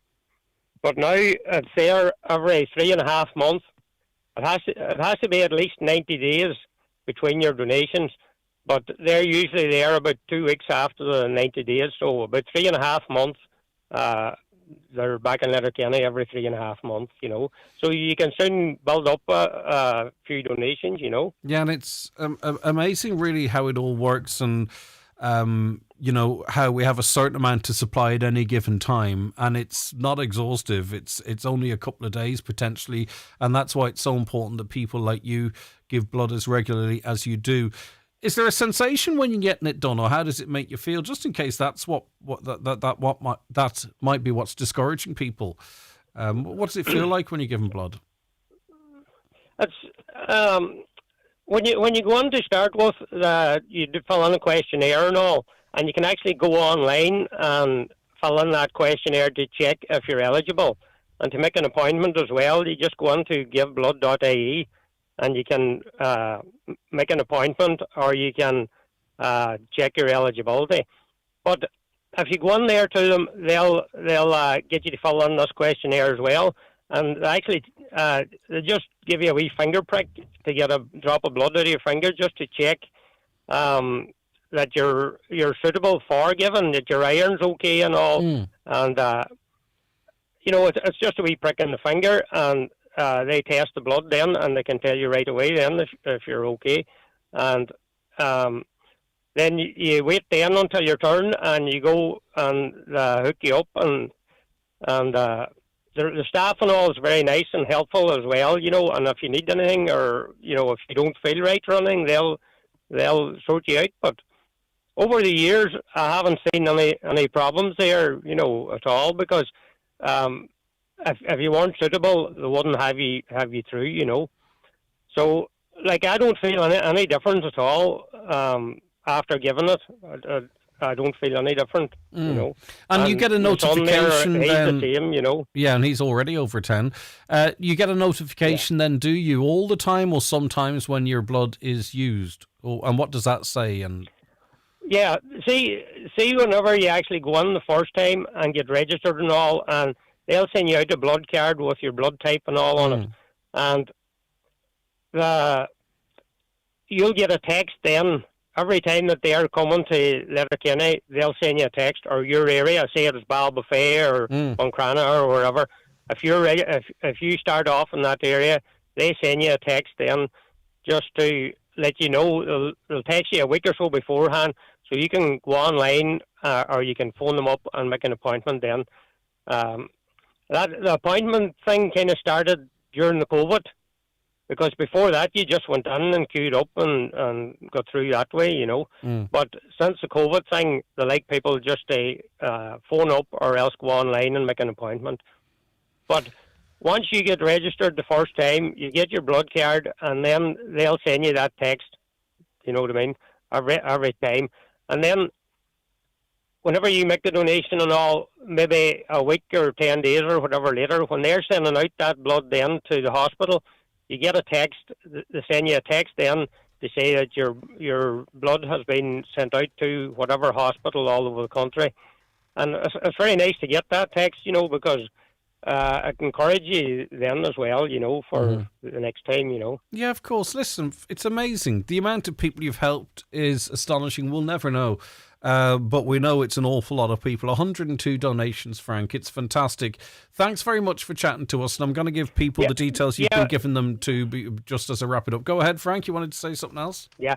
But, Greg, whether it's 100 or one, do you know what I mean? Every donation counts. Do you know what I mean? So I'll think as much of the person. I was talking to somebody the last time I was on, and they were giving their first, and I said to them, as it's fair play to you, it's a big step to do your first, and every single one counts, Yeah, so of course it does. I would encourage people to go and offer. If you're not suitable for it, they won't let you donate. But if you are, and it'd be great to see more young ones going on as well. You know what I mean? When we went on at the start, there was a group of us, maybe 6 of us, went on together and started off together. And we're all kind of supporting one another, But I just think it's a good thing to do, and I'm going to keep going as long as I can, anyway, you know. No bother to you, Frank. Listen, thank you so much, and thank you for what you're doing as well. Frank Morning there from Dromahal in Manor Cunningham. He's made 102 blood donations. So if you're interested in joining the thousands of volunteers whose generosity helps ensure that hospitals have a constant supply of blood for surgeries, emergencies and ongoing treatment, you can begin by checking your eligibility through the new donor eligibility quiz on the IBTS website at giveblood.ie. You can then book your first appointment by calling 1-800-731-137. And you can also simply call into the Radisson Hotel. I'll give you the times of when they're in the area, when the transfusion service is next in town. And the transfusion service will be back in Letterkenny, as I mentioned, this month from Monday the 23rd to Thursday the 26th of March. Right, so it's a life-saving situation. There's just no doubt about that. So what's the date today? It's the 24th. So they were in the Radisson yesterday. Today they're in the Letterkenny Radisson Blue Hotel, County Donegal, Paddy Hart Road from 2:30 to 5:10 in the afternoon, 7 to 9:40 in the evening, and tomorrow 2:30 to 5:10 in the afternoon, 7 to 9:40 in the evening, and they're in there on Thursday as well. So call in and you can check out your eligibility, get registered, etc. Congratulations, Frank. Well done, says an anonymous listener. Another listener, who's a lady, says, I hope to give my 104th donation tomorrow. This lady says, though, she's missed a good few times because of anemia, but hopefully good to go for tomorrow. 104. Tony just behind you there on, not Tony, sorry, Frank just behind you there on 102. And Frank's own son up over 10 already. A caller says, I gave blood for a good couple of years, and 2 years ago I was told I couldn't anymore because of medication I was on. You have to be truthful when filling out the form as to what medication you're taking. The tablet I'm on can harm unborn babies. And that's good, isn't it, that it has that level of scrutiny. It's disappointing for you and that you're on that tablet, but I suppose it's reassuring that they are quite strict in terms of who can and can't give blood for whatever reasons. Right, Community Garda information is coming up after we all play the bingo. It's time for Vision Ireland Bingo on Highland Radio. It's Monday the 24th of March. You're playing on the brown sheet for the daily prize of €400. The reference number is S2. It's game number 13. The numbers are 23, 41, 11, 83, 28, 40, 38, 3, 48, and finally 39. Phone your claim to 9104833 before midnight, leaving your name, contact number and the name of the shop where you purchased your book, and we'll call you back the next working day. Get all your Vision Ireland bingo information at highlandradio.com. Tá muid ag deara íceocht nua am chostais bhí chumas. Ní mar a chéile aon dá bhí chumas, agus ní mar a chéile aon dá chostas ach an éiread. Sin an fá a bhfuil me de géirí clustáil wetse. Tá muid ag géirí ort a haithí agus do chuid smuointe a roinnt, chun cabhrú linn an íceocht nua a bhúnlú agus na costais freise a laidú. Tá an comhairliúcháin oscailte anois. Roinn de chuid tuairimí ag gov.ie/COD.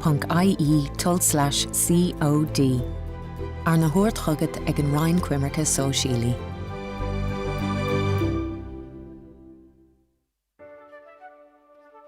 From home and car to farm, commercial and public liability, at Hickey Clark and Langan, they've got you covered for insurance.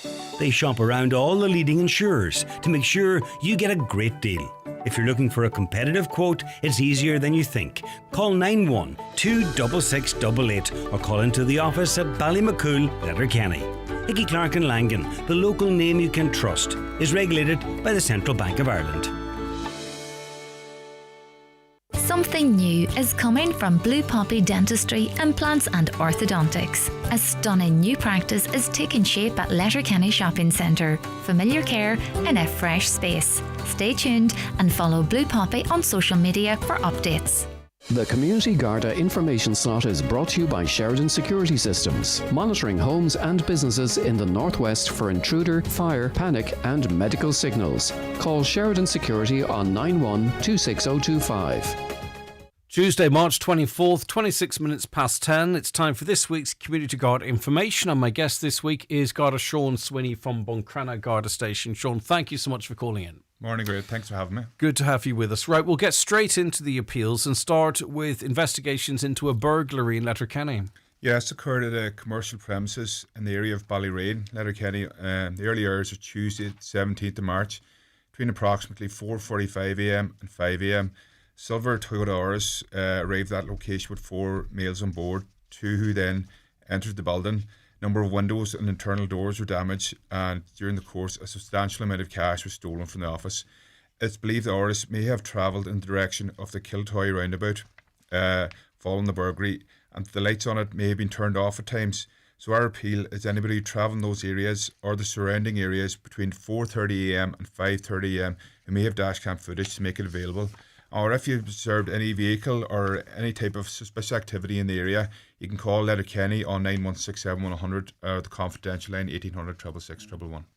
Some good information in there. Hopefully it's helpful for witnesses. Now, a criminal damage incident in the south of the county, Bundoran. Yes, occurred at business premises in the area of East End, Bundoran, between approximately 10pm and 10:15pm on Tuesday, 17th March again. Front window of the premises smashed between those times. No entry was gained. So our appeal is to motorists who are in that general area who have dashcam footage between 10pm and 10:30pm to make it available, or if any relevant information can be passed on to Garda in Ballyshannon on 98588530. All right. Now it's thefts of or from cars. We'll start with the theft of a car in Letterkenny. That's very recent, in fact. Yeah, so this occurred in Wilmot View area of Letterkenny on Monday, 23rd of March at approximately 9pm. A blue Hyundai Amica with a partial registration of 07DL129 was loaded onto a white car transporter tow truck which possibly had red writing on the side by 2 men and taken from the area. So our appeal is anybody who's in that area with dashcam footage between 8:30pm and 9:30pm, make it available, or if you observed this car transporter or can offer any relevant information, contact Letterkenny Gardaí, please. Yeah, and that was just yesterday. Right, theft from a car in Buncrana. This was an attempted theft? Yeah, so this occurred at St Mary's Road car park in Buncrana at approximately 4:40am on Tuesday 17th.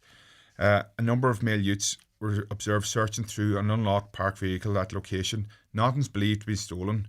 But our appeal is again for dashcam footage from motorists, or if you have any relevant information, to contact Gardaí in Buncrana. Right, now we're moving to Curra Valley Woods. This was a couple of instances, is that right? Yeah, that's right. So looking for witnesses, a theft and attempted theft. It occurred at Listack, Letterkenny on Friday the 20th of March between approximately 5:45pm and 6pm. So 2 cars are parked there at the car park at Curra Valley Woods. They were broken into, both cars were entered and the windows were smashed. Nothing was stolen from one of the cars, but a number was stolen from the other, namely a grey-blue cord bag containing perfume, a small navy cloth zip coin purse that had a bank card and cash, a makeup bag, a mobile phone, a black glasses case and glasses, and a silver Schaefer fountain pen with the initials ED on it, engraved on it. This pen in particular holds sentimental value and we're particularly anxious to retrieve it for the owner. And mobile phone was later found along the roadside. So our appeal is anybody in that area with dashcam footage between 5pm and 6:30pm on the evening of March the 20th to make it available, or if you have any relevant information you can contact Gardaí Letterkenny or the confidential line again. And it also does serve as a reminder, doesn't it, to ensure our cars are locked wherever we happen to park them, but also to ensure that there's nothing on show that might attract the attention of these criminals. Yeah, absolutely. Just put everything away, lock it or take it with you, because it just is enticing them to try and make the effort. Yeah, okay. And you could be the eyes and the ears of the community out there as well. If you see anything untoward happening around these vehicles, please get in touch with the Gardaí. Now, a case of trespassing in Trenta. Yeah, this occurred at a house in the area of Socar in Trenta, Letterkenny, shortly after 2:20am on Wednesday, the 18th of March. So a notification was received from external CCTV taking place outside the house. It was then established there was a man on the grounds of the house. He was wearing dark clothing and had a balaclava on. Nothing was stolen from their property. So our appeal is anybody who observed any type of suspicious activity, vehicles or persons on foot in that area, to get in touch with Garda in Milford. We're particularly interested in hearing from anybody who travelled in that area who may have gained dashcam footage, or if you have any relevant information, you can use the confidential line again. Yeah, okay. Now, road traffic collision being investigated in Pettigo. Again, this is a recent event. Yeah, so 2 vehicles occurred on the R232 in the area of Drumgun and Pettigo on Monday the 23rd of March, shortly after 9 p.m. One vehicle travelling from Pettigo towards Lahey and the other was travelling the opposite direction, and the collision occurred. The 2 drivers were taken to Sligo University Hospital for non-life-threatening injuries. There were no passengers, so our appeal is anybody who may have witnessed the collision, or if anybody travel the area who may have dashcam footage, to make it available to Garda in Ballyshannon. All right, and a road traffic collision being investigated in the Muff area. Yeah, this occurred between 7 p.m. on Saturday the 14th of March and 1 p.m. on Sunday the 15th of March at Carnamoyle in Muff. The vehicle is believed to be a black Peugeot, collided with the fence of a house and extensive damage was caused. So we're looking for anybody who may have any information in relation to this. Please contact Garda in Buncrana. All right, now Garda dealing with some reports of bogus callers, and this is something that comes up from time to time, but the good thing about this item is when it's happening or there's instances, we can talk about it almost straight away, right? So people can know. So what's happening? So there's bogus callers around the Donegal town area in recent days. They're offering the clean gutters, and we're advertising a variety of other services such as tarmacking, landscaping, building work. They also offer goods for sale such as tools or generators. We advise people not to engage with them. They often target the vulnerable and those who live alone. So our advice, don't open your door unless you're confident you know who they are or they're legitimate. Use a chain lock for added security, especially older generation. These calls have been quite intimidating and often refuse to take no for an answer. So contact Garda immediately, if they're in your area. Even if they do convince you and you're still not happy, you can still call us. Go to another room and call us. We can call out then and investigate what's going on. Get as much information as you can. Possible description of the people, how many there are, registration number, direction of travel. And just look out for your neighbours, because they are targeting the vulnerable and the elderly. Yeah. And keep in mind that they pop up in any area in Donegal. Yeah, exactly. Very mobile. And as soon as you start to engage, that's when their skills can kick in terms of convincing you that this needs done or that needs done or whatever it might be. Exactly. Okay, thank you so much, Sean. I really appreciate it. That was Garda Sean Sweeney for this week's Community Garda Information. Back with you after the 10 o'clock news next Tuesday. The Community Garda information slot is brought to you by Sheridan Security Systems, monitoring homes and businesses in the northwest for intruder, fire, panic and medical signals. Call Sheridan Security on 91-26025. Join Highland Radio for a fantastic night away to see Westlife live at the 3 Arena on Friday the 18th of September as they celebrate 25 years of hits on their anniversary world tour. For just €290, your package includes return coach transfers, overnight B&B at the 4-star City North Hotel and standing tickets to the show. Single supplement applies. Leave all the driving to us and enjoy every minute, from the journey down to all the big sing-along moments on the night. Spaces are limited, so book now on highlandradio.com or call 074 91 25000. Painting season is here, and there's only one place to start. That's Foy's in Ballybuffet, Letterkenny, and now Enniskillen, the largest stockists of all the biggest paint brands in the Northwest. From exterior paint built for Irish weather to interior colours that transform your home, Foy's have it all. And this month, enjoy free paint colour consultations in each store. Get inspired, get expert advice, and get painting at Foy's, where great colours begin. Here, would you look at Eco Enda? He's only after going and getting himself one of the new Skoda EVs. First he went vegan, then he got solar panels, now this. I'm sure he'd buy anything as long as he can get a grand for it. Must be from that county beside Monaghan. The new fully electric Skoda range. The kind of cars that get the neighbours talking. But only if you're quick. Check availability at skoda.ie. Skoda, let's explore.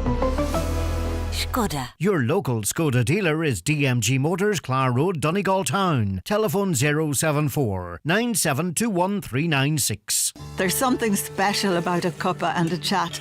On May 7th, turn that simple moment into something powerful.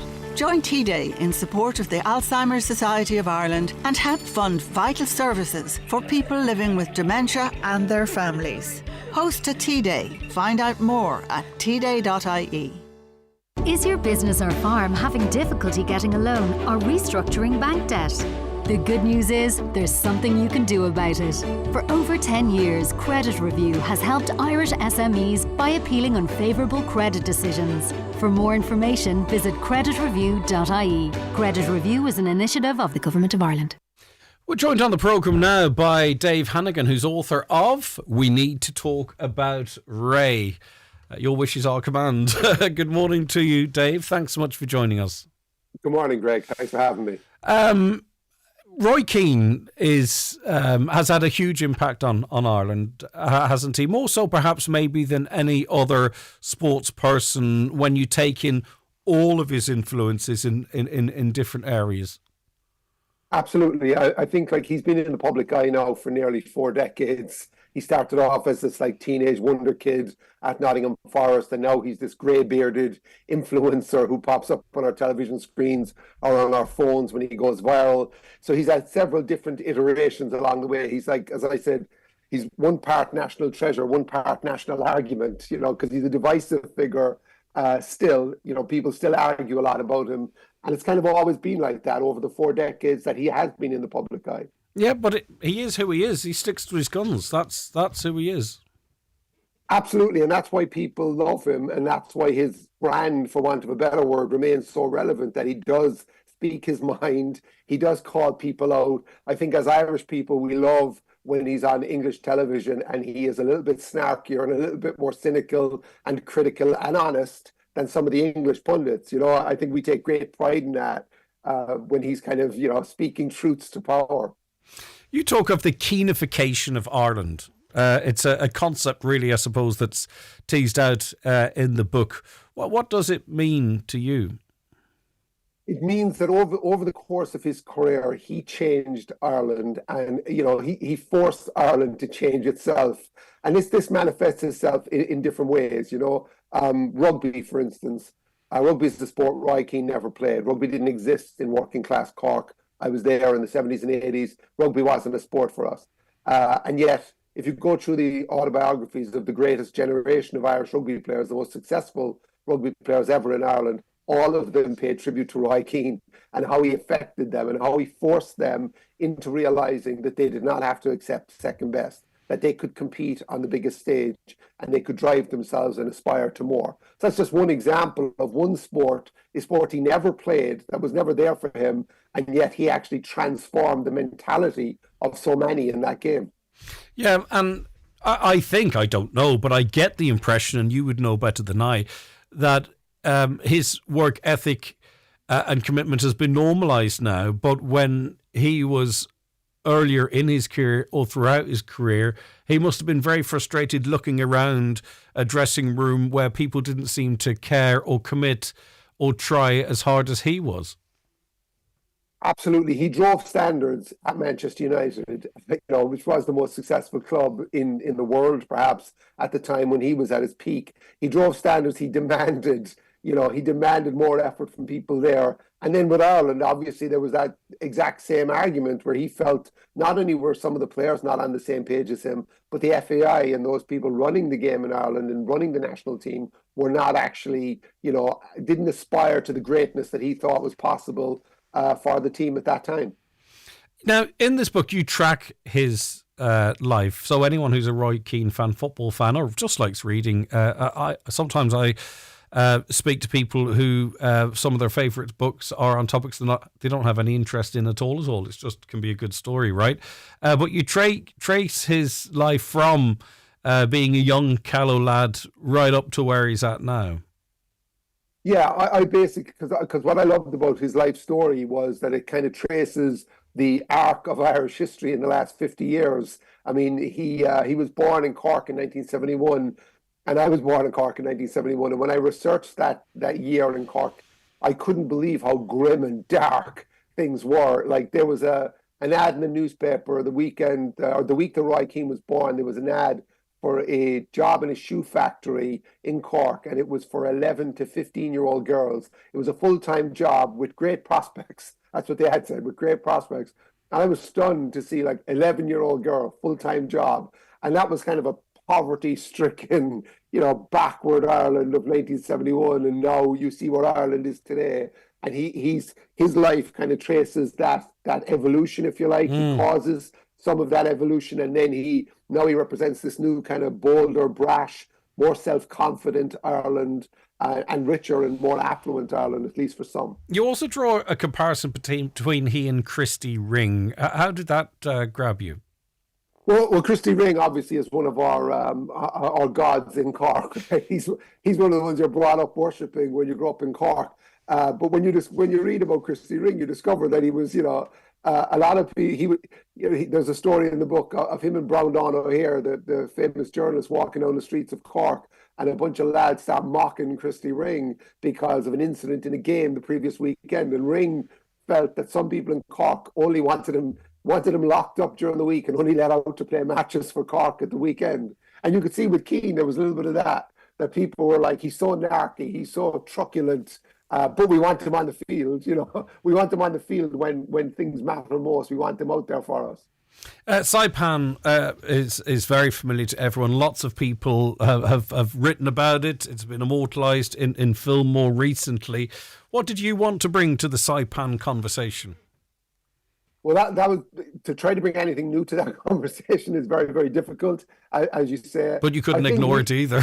No, you couldn't ignore it. It's this incredible moment in Irish history, not like Irish sporting history. I guess what I wanted to do in the chapter was touch upon, like I live in New York and I teach history over here, and Saipan here means one of the most traumatic, bloody episodes of World War II. In Ireland, it means something completely different. So I guess I wanted to trace how Ireland collectively lost its mind in the summer of 2002. And it was fascinating to go back there and to see how demented we became and how sport really has that capacity in Ireland to drive us nuts. We do lose ourselves over everything, Gaelic football, hurling, soccer, even rugby. People really, really, I think we react in an over-the-top way that shows how sport matters to us. So there was a lot of that I wanted to see that. And I also, revisited I covered the first half of the Roy Keane, Mick McCarthy relationship when I lived in Dublin. I worked as a journalist with the Sunday Tribune. And, you could see this was always simmering and the FAI just left this fester for years. And of course, like a family feud that suddenly explodes at a wedding or a funeral, this has to happen at like the most seismic moment in our recent sporting history. And Roy Keane is one of the few people in sport, I think it's few, people might struggle to come up with a dozen, of people that transcend their sport or cross over or break out into it, that their fame outside of the sport is as great within it. Sometimes you see it in boxing, sometimes in football. I think people maybe it's easier to come up with a few footballers' names or what have you, but I think in terms of a footballer that's not glamorous, right? Because obviously like Ronaldo springs to mind or Beckham, right? But Roy Keane has that same sort of notoriety, even for people outside of the sport, but it's for different reasons. It's not because of what way he's cut his hair or who he's going out with as such. No, he has transcended the sport, and I think there wouldn't be any point in this book if he didn't, because he is bigger than his football career now. In fact, there's people, young people who don't remember the footballer. Like, he's been retired for 20 years. They have no memory of this great player. But I think what happened to him was he became a star, a football star at Manchester United. When Manchester United were taking off in the 90s, when Sky Sports suddenly glorified and hyped up the game in England and forced everybody to take more notice of it. And also when Ireland became a more tabloid nation in the 90s. So Roy Keane was on the front page. It wasn't just like, we've had great players obviously in the past, and hopefully we will again. But he was, he was on the front page for a long time, as often as he was on the back page, because, he was a young man living his life, partying a little too much. So his celebrity grew in accordance with that. Yeah, and one thing I hadn't really observed myself, though everyone would be aware of it, is how he has, brought phrases or terminology or descriptive language into, everyday use effectively. The prawn sandwiches, for an example. You hear that really quite regularly still. Yeah, and again, I think the Roy Keane viral superstar of today was kind of born back then when he gave the prawn sandwich comment that suddenly became the prawn sandwich brigade and became a kind of very important phrase in discussing the woes of modern sport and how it's being corporatized. Yeah, but that really would have resonated with the fans. The your everyday working class, a phrase I don't really like, but it seems to be the way it's described. Paying hundreds upon hundreds to try and go and support the team, and then you've got this other crew who were up in the fancy boxes eating their prawn sandwiches. He had a very good knack in his playing career for saying things. Honestly, I think he meant these things that actually appealed to the hardcore supporters. I remember a United fanzine editor once said to me, Beckham sells the bedspreads, but Roy Keane is our man. Beckham was the commercial powerhouse, obviously, but he says, we know that Roy Keane is the most important player, and he speaks for us, and he knows what matters really beyond all the commerce and all the hype and all the exaggeration. One thing about him is there's a self-awareness, and you can see that in some of the adverts that he's signed up for, whereby he knows how he's perceived out there, right? But he's still taking that corporate cash. I wonder. I'd be very interested. I haven't heard him being interviewed or that being discussed with him on it. But what do you think of that self-awareness and the monetization of brand Keane? Doesn't feel very brand Keane, right? Yeah, it seems off-brand for Brand Keane to be selling himself, for Sky, to be used by Sky and Adidas and major corporations like that. I think Keane realised he didn't speak that often to the media in his playing career, and when he did give interviews, usually every year he'd come to Dublin and speak, give an interview when promoting the Guide Dogs, which was a charity that he's done incredible work for in Ireland, and he would come and give an interview, and that interview would resonate for days in the media, and I think he realized then the power he had. And during his career, he turned down a lot of commercial opportunities. He was very focused, much more focused on his playing career than, cashing in the way some others, perhaps like Beckham were. And now you can see he's willing to cash in on everything, even the mobile phone incident, the famous incident at Ipswich where the mobile phone went off at the press conference. Like, he's done an ad where he's the journalist in the mobile phone with the mobile phone going off. He's sending himself up, but he's also, cashing in on his own notoriety. Yeah, fair play to him. Finally, do you know what, or can you guess what Roy Keane might think of this book? I don't think he'd like it. I don't think he likes people writing about him, producing stuff about him. I would say he absolutely hates the Saipan movie. I'm sure he hates. He would hate this book. I'm under no illusions about that. Okay, and the book is out now. Is that right, Dave? We need to talk about Roy, and available in all the usual spots. Yeah. Absolutely, yeah. Available everywhere. Okay, well done. A fantastic achievement to write anything, I think, but to get it all put together and published. Brilliant stuff. Well done, Dave. Thank you. Thank you very much, Greg. Bye-bye. Dave Hannigan there, joining us from New York. He's author of We Need to Talk About Roy. And Roy Keane is incredibly popular, of course. Right, let me take a quick break. We'll be back with the weather and more of your comments in a moment. It's 2026, so let's make your house feel like home again. Pop into Grove Furnishings, our family-run store opened in 1978 and now the largest furniture store in the Northwest. We've got a huge selection of sofas, dining sets, beds and bedroom furniture, also occasional items and floor coverings, something to suit any room. We also provide free delivery up to 80 kilometres. Call into Grove Furnishings, Kiltoy Road, Letterkenny, and let your new look home start with us. Okay, take the next right. Sure. Not this right, the next right. This is the next right. Watch out! I meant the next right after this right. What? For when a right turn becomes a wrong turn. Get car insurance you can be confident in with An Post Insurance. Go to onpostinsurance.ie or call us today. Acceptance criteria, terms and conditions apply. One Direct Ireland Limited, trading as An Post Insurance, is regulated by the Central Bank of Ireland. One Direct Ireland Limited is a wholly owned subsidiary of An Post. Best price online. Hi folks, Nathan Carter here. Join myself and the band with our brand new Priceless show coming to the Millennium Forum in Derry on Thursday the 2nd of April. Tickets on sale from Box Office and from NathanCarterMusic.com.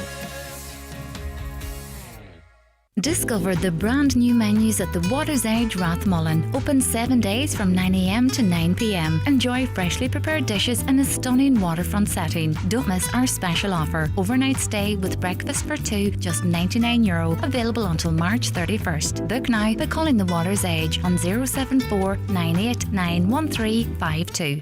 Have you noticed it yet? The birds are chirping, the morning's brighter, the bees buzzing, the radiator's no longer a clothesline. That's right, there's a grand stretch. And at Home Value, we're now celebrating with the Grand Stretch Spring Sale. Offers available across selected garden and DIY products until April 17th, or while stocks last. Brighter days mean better deals. With 88 stores nationwide, call into your local participating Home Value today, or shop online at homevalue.ie. Home Value. Trusted local experts. Save 17% on the Loganair Tartan sale with promo code SALE17. Book now at loganair.co.uk. T/Cs and exclusions apply, subject to availability.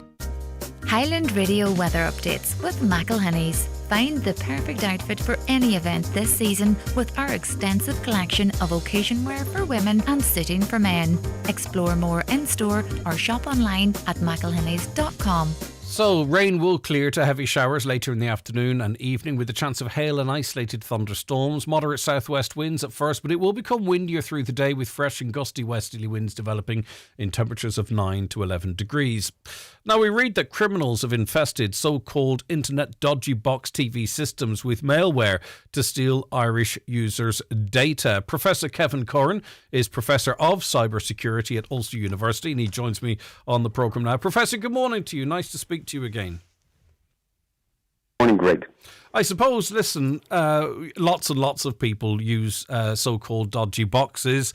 They know what they're doing, right? There's plenty of information out there to know that it's illegal. So they know they're doing business with criminals. So it's not a big leap then, I suppose, that perhaps these criminals might look at other ways of monetarising their customers, if I could describe them as such.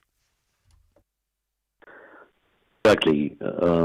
These boxes give you basically free pirated content from sports to entertainment.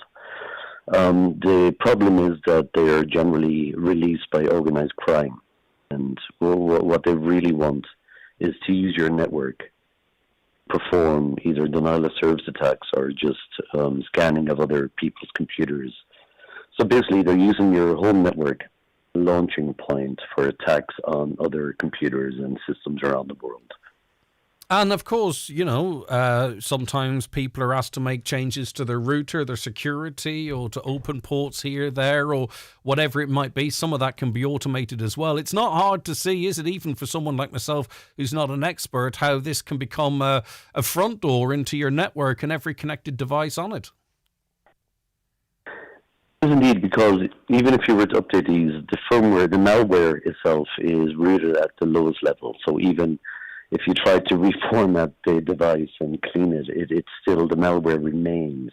So you can never work with this device. Now, one thing I would make clear is if you have a compromised device like this in your network, and it is part of the botnet, that it can't spy on your traffic on your devices again. So thank goodness we have encryption. So even if you open the bank, because a lot of the reporting gets this wrong, even if you opened your bank account on your local network again, it's encrypted. You can see that device A is talking to device B. They can even see maybe metadata that you're connected to your bank. But encryption, end-to-end, it protects us. So they can only see gobbledygook. The main danger, of course, is that your traffic, you know, you're paying for their traffic, that your network will slow down. Again, you could be blocked by your ISP. You could find, you know, because you're part of a botnet, really, and they think that you're spamming. You know, it's not so much that it'll pivot on the network and go to your light bulb and spy on you. But what I would say, the one thing for people who are a bit paranoid or very sensitive is, if you have cameras, home cameras, or even a camera on your smart TV, or a camera on modern vacuums, robot vacuums again. They can be hacked into because that device literally is listening on a port. So hackers could get into your network and spy on you. Now, that's more common than your traffic being sniffed. So it depends on where you lie in the sensitivity scale again. That, we've seen this. So that's mainly the one thing is, they're using your traffic to spam other things. Again, you could get banned, or at least your ISP could slow down your traffic. But also your cameras could allow people to watch you again. And people never think of it as a smart TV, but all smart TVs now have cameras again, and increasingly the robot vacuums, which I think the robot vacuums are one of the greatest technology inventions. They come out with little mops, they're not that expensive, and they just work all the time, and they generally clean out their dust bags themselves. And I do actually believe that they're great. Me too. A great addition to any house, especially if your floor is not cluttered. It really does do your mopping for you.